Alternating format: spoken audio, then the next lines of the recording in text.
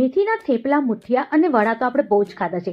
ક્યારે તમે મેથી અને સાબુદાણાના ભજીયા ટ્રાય કર્યા છે? એકવાર જરૂરથી ટ્રાય કરજો. ખરેખર બહુ જ ટેસ્ટી બનીને રેડી થાય છે. ઉપરથી એકદમ ક્રિસ્પી અને અંદરથી પોચા. એકવાર તો ટ્રાય કરવું બને જ છે. એને બનાવવા માટે મેં અહીંયા લીલું લસણ લીધું છે. લીલું લસણને આપણે 4 થી 5 નંગ જેટલું લેવાનું અને એને એકદમ ઝીણું આપણે સમારી લેવાનું.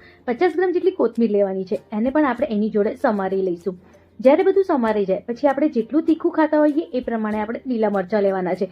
મેં અહીંયા 4 થી 5 નંગ જેટલા લીલા મરચાં લીધા છે. એને પણ કંઈક આવી રીતે આપણે સમારી લઈશું. એક વાટકો ભરીને આપણે મેથી લેવાની છે.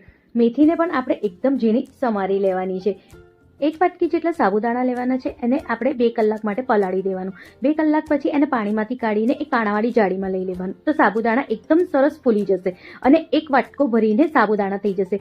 જે માપ આપણે સાબુદાણા જે વાટકામાં આવે એ જ વાટકાથી આપણે મેથીનો માપ કરવાનો છે. જો અહીંયા મેં એક મોટો વાટકો જેટલું સાબુદાણા લીધું છે, એની સામે મેં એક વાટકો ભરીને મેથી લીધી છે.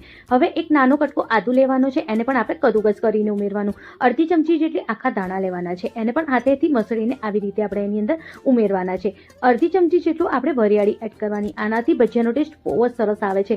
હવે આપણે એમાં સ્વાદ મુજબ મીઠું ઉમેરવાનું. 1 ચમચી જેટલું લાલ મિર્ચ પાવડર, 1 ચમચી જેટલું ધનિયા જીરું પાવડર, અડધી ચમચી જેટલું કાળા મરી પાવડર, 1 ચમચી જેટલું અમચૂર પાવડર અને 1 ચમચી જેટલું ચીલી ફ્લેક્સ ઉમેરવાનું છે.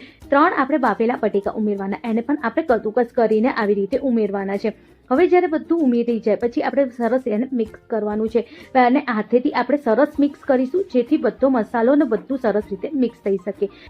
એક મેજરિંગ કપના માપથી આપણે 1 કપ જેટલું ચણાનો લોટ ઉમેરીશું. હવે બધાને સરસ રીતે આપણે મિક્સ કરી દઈશું. ચણાના લોટથી ભજીયામાં બાઇન્ડિંગ બહુ જ સરસ આવશે. સહેજ બી પાણીનો ઉપયોગ નથી કરવાનો. પાણીના ઉપયોગ કર્યા વગર જ જો કંઈક આવી રીતે આપણે ભજીયા બનાવવાના છે અને આ ભજીયા ખરેખર ખાવામાં બહુ જ ટેસ્ટી બને છે. બસ આવી જ રીતે આપણે ભજીયાને તળીશું. જો કંઈક આવી રીતે આપણે એને શેપ આવી રીતે આપવાનો છે. તમે વિડીયોમાં જોઈ શકો છો કઈ રીતે મેં એનો શેપ બનાવ્યો છે. ભજીયાને તળવા માટે તેલને પહેલાં આપણે થોડું ગરમ કરવાનું છે. મીડિયમ ગેસ ઉપર થોડું તેલ ગરમ થઈ જાય એટલે એમાં ભજીયા મૂકી દેવાના. ભજીયા મૂક્યા પછી ગેસની ફ્લેમ એકદમ ધીમી કરી દેવાની અને ધીમા તાપે જ આપણે એકદમ સરસ ક્રિસ્પી ને ગુલાબી થાય ભજીયા ત્યાં સુધી આપણે એને ફ્રાય કરવાના છે. અને જો કેટલા સરસ આપણા સાબુદાણા મેથીના ભજીયા બનીને રેડી છે.